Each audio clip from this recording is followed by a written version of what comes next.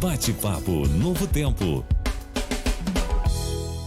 É isso aí, mais uma vez, começando o nosso Bate-Papo Novo Tempo. Toda quinta-feira a gente tem aqui aquele bate-papo sobre as parábolas de Jesus e já está aqui comigo, já animado, já pensando no que vai falar, o meu amigo pastor João Batista. Tudo bem, meu querido? Depois de um tempinho aí, né, eu fazendo meus estudos aí, você sentindo falta de entrar no ar... Mas estamos de volta, então, né? Você me abandonou, né? Estamos aqui novamente. Para mim é um privilégio poder fazer parte desse momento aqui de estudos sobre parábolas. Que não deixa de ser um movimento, né? Para chamar o povo para estudar a Bíblia, né? Eu sou apaixonado pela Bíblia, né? As histórias da Bíblia. A gente sempre tem uma lição. Na verdade, eu sempre costumo dizer nos meus sermões que a história da Bíblia não é a história dos personagens da Bíblia. Ele acaba retratando a nossa própria história dentro dela, né? Então... É verdade. Bom, e vamos aproveitar o nosso tempinho, porque hoje nós temos uma parábola longa. Eu reclamei com ele, gente, que ele só trazia parábolas assim de 4 versos. Não, você vai ver que é bom. Mais de 10 versos. Então nós temos aí a parábola que é uma das parábolas, eu acho que mais conhecidas, né, pastor? Eu creio que sim. É uma parábola conhecida, uma parábola bastante estudada, né? E também bastante mal compreendida. Mal compreendida. Aliás, aparentemente parece simples. É verdade. Você tinha me falado, eu até lembro, né, que a gente tinha... A última parábola que a gente falou, na verdade foram duas. Nós falamos da parábola da ovelha perdida e a da dracma perdida. Isso. E elas têm alguma relação que você já adiantou mais ou menos, né? Isso mesmo. Estão lá no capítulo 15. Então vamos lá, vamos pegar. Ela é uma resposta, na verdade, essa parábola é uma resposta ao capítulo 15, verso 2. E murmuravam os fariseus e os escribas, dizendo: este recebe pecadores e come com eles. Então lhe propôs Jesus esta parábola. Então, por causa desse episódio, porque Jesus comia com os pecadores e publicanos, Jesus vai propor agora essa sessão de parábolas. Você percebe que quando ele vai introduzir a parábola da ovelha perdida, então lhes propôs Jesus esta parábola. Aí depois, quando ele vai introduzir a parábola da dracma, ou qual é a mulher? Então ele vai fazendo uma ligação das parábolas. E no verso 11 diz: continuou. Você percebe, então, a ligação entre essas três parábolas, né? Detalhe importante no verso então, 11. Né? Vai ligando uma com a outra. Ou seja, elas fazem parte de uma mesma, nós chamamos na teologia de perícope, né? Que é onde começa e termina o pensamento, o discurso.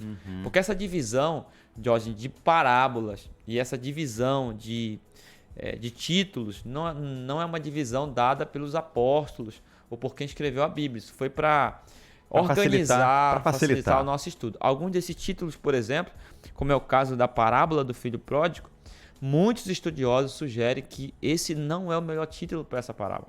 É mesmo, é? Isso aqui é unânime. Os estudiosos dizem que o foco aqui não é o filho pródigo. Pródigo aqui significa esbanjador, gastador. O foco desta parábola não é o filho pródigo. O foco desta parábola é o pai amoroso. Então, alguns dizem assim que o melhor título para esta parábola seria a parábola do pai amoroso. Boa. Porque o foco aqui é o pai, não é o filho pródigo. O foco aqui é o pai. É o pai. Você percebe logo no verso 11. Continuou: certo homem tinha 2 filhos. O mais moço deles disse ao pai: pai, me dai-me a parte dos bens que me cabe. E ele lhes repartiu os haveres. Importante isso aqui, tá? O pai, ele tinha 2 filhos. E o mais novo disse assim: eu não quero mais viver aqui dentro de casa. Não quero mais. Cansei. Essas leis aqui, muito enfadonha. Quero ser livre. Quero liberdade. E o pai chamou seus filhos. Isso não era algo normal no tempo de Cristo. Mas seria até uma maldade, né? Uma falta de respeito, né? Você pediu a tua herança antes do pai morrer, né? Era como no tempo de Cristo, aí é como se você estivesse dizendo para o seu pai assim: eu quero que você morra. Para eu ganhar meu Exatamente, direito. porque o único momento em que o pai deveria dar a herança do seu filho, na verdade não era ele que dava, mas os filhos receberiam a herança, era no ato da morte. Então, um filho que chegasse para o seu pai e pedisse uma parte da herança, ele estava dizendo assim: eu quero que você morra. Para mim, você já morreu. Para mim você já não existe mais. Era uma afronta para o pai. Mas você Nossa. percebe que o pai, ele não contra-argumenta com o filho. Ele nem era Não. obrigado a dar a herança, mas Não ele era mesmo assim obrigado, dá. não. Mas ele simplesmente disse, você não quer viver comigo? Você não quer viver em parceria comigo? Então, chamou os 2 filhos, porque o pai, eu vejo que o pai aqui é muito justo. Ele poderia ter dado somente daquele filho que reivindicou, mas não. Ele deu para os 2. Tanto para o que pediu, quanto para o outro que não pediu. Sim. Mas ele disse, não. Você percebe a justiça do pai. Um pai que ama tanto o filho que é esbanjador, que sai, que vai gastar, conforme descreve a continuação da parábola, enquanto que o filho que continua dentro de casa. Até porque tinha uma certa diferença, né? O filho que era mais velho tinha uma herança um pouquinho maior do que os outros filhos, É né? a lei da primogenitura, Sim. né? Então, o filho mais velho existia a maior parte da herança e Era também pra ele. existia a cultura de que ele deveria dar continuidade no trabalho Dos sacerdotes, do né? sacerdote, exatamente. Exatamente. Então vamos lá. Então ele pediu e o pai Pediu, dividiu, deu tudo para os E dois. o texto bíblico diz assim: passando não muitos dias, ele estava com pressa de, né, cair fora. O filho mais moço, ajuntando tudo o que era seu, partiu para uma terra distante e lá dissipou todos os seus bens, vivendo dissolutamente, vivendo a liberdade dele. Olha que interessante. Então ele foi para uma terra distante. Essa expressão aqui, terra distante, sugere a terra dos pagãos. Ele não ficou no cerco de Israel, foi para uma terra distante, onde lá os valores do reino não eram vividos. Então ele imaginou assim, então eu vou viver aqui, né, longe, ninguém vai ver o que eu estou fazendo, e eu vou viver conforme sempre sonhei ter vivido. A gente pode dizer que ele começou a dissipar o seu dinheiro lá com as prostitutas, com Isso, tudo o próprio texto na frente aqui vai relatar que ele foi gastando com tudo. Prostituição. Na verdade, isso acontece, né? Imagina, você com dinheiro, você tem amigos, né? Você tem... Tem um carrão, né? Tem um Hoje em dia. carrão, né? As mulheres já chegam próximo ali. Então, você tem dinheiro, você tem, entre aspas, tem tudo. Tem tudo, né? Você tem amigos com mais facilidade. Você compra ali uma grade de cerveja, um churrasquinho, né? Aquela pessoa popular. Não quer mamar carne aqui? Vamos aqui e tal. Todo mundo se achega. E foi isso que aconteceu com... Literalmente foi isso que aconteceu com esse moço, com esse jovem. Ele passou a viver sem regra. Só que viver sem regras tem uma consequência. Você pode esbanjar, você pode gastar, mas tem uma hora que acaba. Tem uma hora que vai acabando, a fonte vai secando. E foi isso que aconteceu com esse Diz jovem. que o dinheiro acabou e que teve uma grande crise lá, né? Uma grande crise, ele não estava preparado para essa crise e começou a passar necessidade. E cadê os amigos? Ah, Cadê os parceirinhos do churrasco? Acabou, não tem Sumiram. mais. As mulheres bonitinhas, não tem mais, não tem. Né? Então é importante a gente perceber que a liberdade do mundo, ela tem um limite. Você não vai conseguir ser livre lá. Ele saiu da casa do seu pai com vontade de ser livre e terminou escravo. Porque agora ele não tinha trabalho, ele não tinha mais dinheiro. E diz a palavra de Deus que ele se agregou a um dos cidadãos que trabalhava para os seus pais. E o cidadão colocou ele para cuidar de porcos. E ele desejava comer a comida que os porcos comiam. Imagina. certo. E sem falar que nós estamos aqui dentro da cultura judaica, falar em porcos para os judeus era algo abominável. Ele era Nem algo... tocareis no seu cadáver. Imagina, cuidar de porcos que o judeu nem era podia nem tocar, né? Não, era uma profissão para pagãos, pessoas que não conheciam a Deus. Então Jesus vai usando essas figuras assim para dar o sensacionalismo na mensagem, sim. né?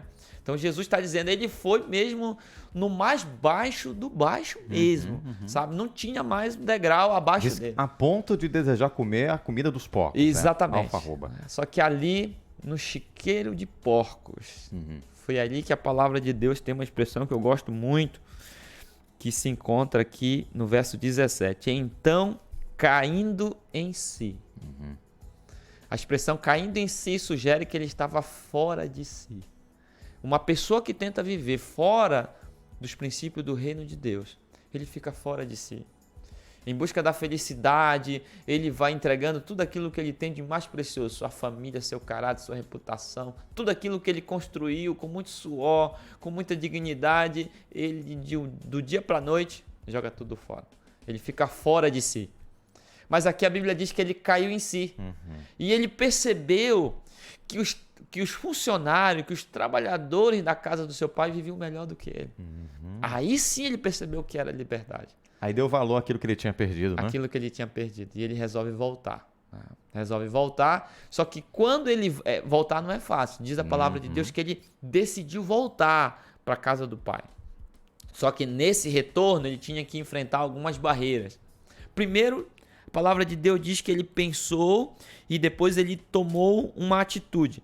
Primeiro ele pensou, levantar-me-ei e irei com meu pai.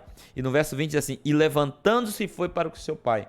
Então veja, chegou no fundo do poço, chegou na lama, chegou no chiqueiro. Não basta você saber que você está no chiqueiro. Você tem que se levantar e voltar para a casa do pai. Tem que haver atitude. Tem muitas pessoas que se perdem por falta de atitude. Se você perguntar, eu sei que eu estou errado, eu sei que o que eu estou fazendo eu estou errado, mas se você não tiver uma atitude de mudança, você vai continuar vivendo nos chiqueiros de porcos. Então ele disse assim, né?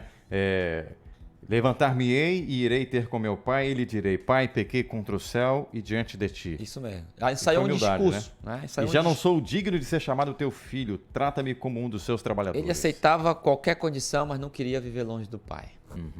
Pai, eu não quero nem ser filho mais, não sou digno de ser chamado teu filho. Não importa o que eu seja, eu só quero viver na tua casa. É isso que ele está querendo dizer. E o verso 20 diz assim, levantando-se foi para seu pai. Vinha ele, ainda longe, quando seu pai o avistou e, compadecido dele, correndo, o abraçou e beijou. Eu fiquei pensando nessa cena, pastor. Por isso que ele estava mal cheiroso ali, todo maltrapilho, mas o pai mesmo assim não teve vergonha, não teve nojo do seu filho, né? Por mais que o pai tinha que manter a sua pompa de alguém, de sereno. Porque imagina, fazendeiros não correm, homens de negócio não correm, imagina o presidente corre, você não vê, é uma cena atípica aqui. Sim. Quando ele diz que ele corre, é porque ele não queria que seu filho voltasse para o chiqueiro. Antes da população, antes do vilarejo começar a falar, começar a criticar, começar a apontar o dedo, olha só, o esbanjador, o pródigo está de volta, só porque ele não tem nada, só porque ele está... Antes de alguém falar qualquer coisa, o pai vai lá e já protege ele. Sim. Agora tem um outro desafio também. Porque, veja, é bem verdade que falamos aqui bastante no filho mais novo, mas tem um outro problema também, é o filho mais velho. Ah, é? É. Porque o filho mais velho, ele não consegue sentir a mesma alegria do pai. Em vez dele ficar feliz, em vez dele ficar alegre com o retorno do seu filho, do seu irmão, né? do seu irmão, o que ele faz? Ele fica indignado. Sim. Ele fica indignado. Veja que ele nem chama mais de irmão. Deixa eu ver se eu acho o texto aqui, do qual ele diz assim, ó. Mandou... o 28. 28, ó. Ele se indignou e não queria entrar. Saindo, porém, o pai procurava conciliar. Mas ele respondeu a seu pai: há tantos anos que te sirvo, sem jamais transgredir uma ordem tua, e nunca me deste um cabrito sequer para alegrar-me com meus amigos. Verso 30. Vindo, porém, esse teu filho, não chamou de meu irmão. Isso aqui era os fariseus. Lembra aqui da resposta que Jesus estava dando? Sim, igualzinho. Vocês não conseguem sentir alegria por uma pessoa que se perdeu que está voltando. Porque os fariseus e os escribas estavam murmurando porque Jesus estava recebendo pecadores e comendo com eles. Eles não conseguiam sentir a alegria de ver que pessoas estavam tendo a vida restaurada. Então esse segundo filho aqui, o irmão mais velho, representa aqueles fariseus. Representa aquela pessoa que não consegue sentir alegria quando aquele irmão que saiu, que fez tudo de errado, mas decidiu voltar. Então, quando o meu coração não se alegra com aquelas pessoas que estão retornando para a casa do Pai, é porque, sem dúvida, eu posso estar perdido dentro da casa do Pai. Nossa. É um outro tipo de perdido.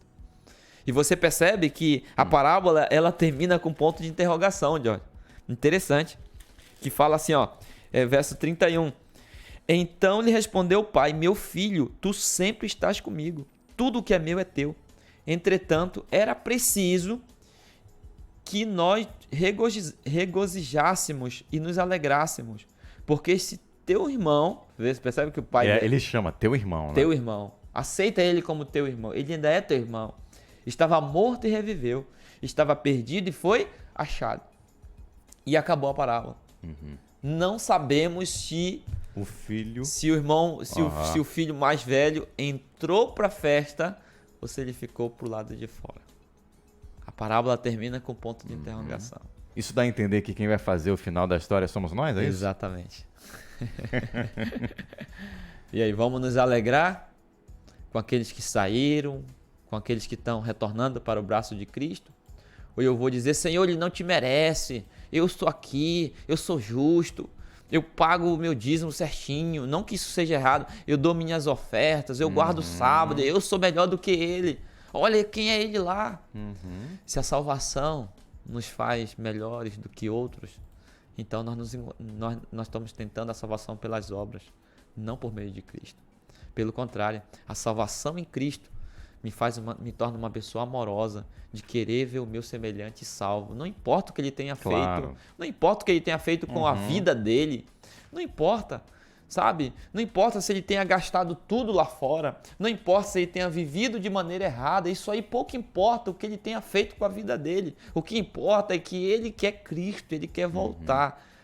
Isso tem que nos trazer alegria no nosso coração.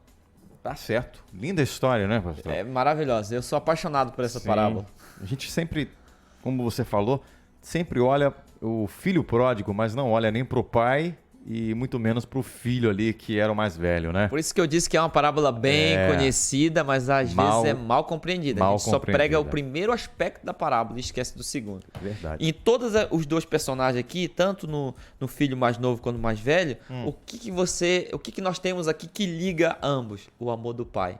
Ele tenta salvar o filho que está dentro de casa e salva o filho que está fora e que está retornando. E tira aquela ideia de que muitos acham, né? Pelo fato de estar dentro de casa, tá salvo. Você pode estar perdido dentro da igreja. Então, abre o olho aí. É isso mesmo. Pastor, na próxima parábola, você já tem aí, né? Sim, a próxima parábola, ele será Lucas capítulo 13, versículo 6. A parábola da figueira estéril. Opa, essa é uma parábola bem interessante, bem interessante. É versículo 3, é isso? É Lucas capítulo 3, versículo 6. Ah, versículo 6. São 4 versos, então. Isso, vamos diminuir um pouquinho, né, Jonas? Tá pegando no meu pé aí.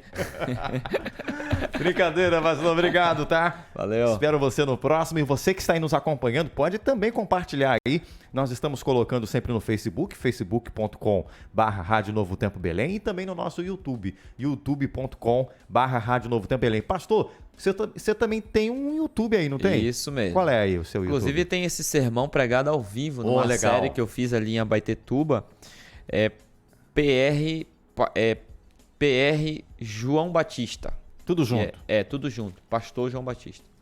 PR João Batista. Isso. Então coloca lá que pode curtir, né? Se inscreva no canal que você vai Exatamente. Sempre eu posto lá alguns sermões. Na verdade, não é para me tornar famoso. Você já é famoso, né? Mas o nosso objetivo é criar um banco de dados. Às vezes eu prego um sermão, um tema, estudo. Sim. Aí a pessoa pergunta: pastor, eu queria estudar um pouquinho mais sobre isso. Aí eu indico para a pessoa ouvir com mais calma, na sua casa, anotar. Por exemplo, talvez lá tem muito mais coisa do que aqui, né? Tem mais tempo lá. Exatamente. Então, aqui só aguça para você ir para lá. Mais uma opção, né? Aqui a gente aguça para o povo ir para lá. Exatamente, lá tem mais. Tá bom, gente. Obrigado, pastor. Valeu. Na próxima quinta-feira ele volta, se Deus quiser, tá? Tá confirmado? Tudo certo. Então tudo certinho. E você aí compartilha também no nosso YouTube, no nosso Face. Aí a gente vai espalhando mais mensagem para as pessoas, tá? Valeu mesmo. Grande abraço. E aí a gente segue com muita música daqui a pouquinho para você. Bate-papo Novo Tempo.